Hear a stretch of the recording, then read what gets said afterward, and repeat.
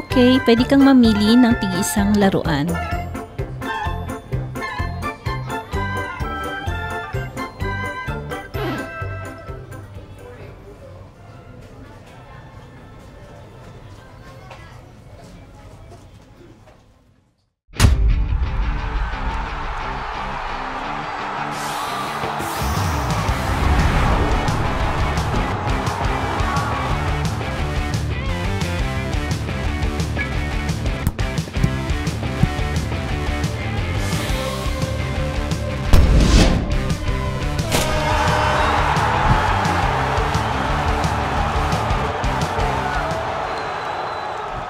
Oh, kamusta?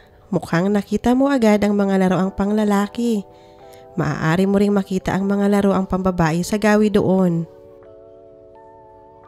Gusto mo ba anak ng bola ng soccer? Kunin natin yan at mag-ensayo tayo ng sumipa ng sabay. Ayos, di ba?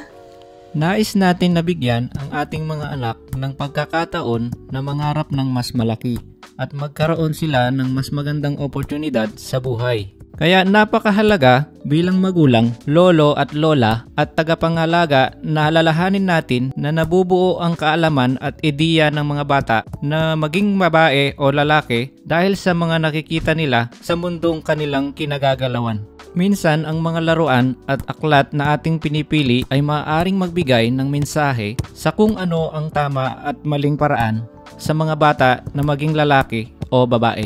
Kung ikaw ay pipili ng bagong laruan o aklat, tanungin mo muna ang iyong sarili kung anong mensahe ang maaari mong iparating sa iyong mga anak. Ang mga laruan ay para sa lahat kaya bigyan natin ng pagkakataon ang ating mga anak na pumili ng kanilang gustong laruin upang mas lumawak ang kanilang kaalaman at pangarap.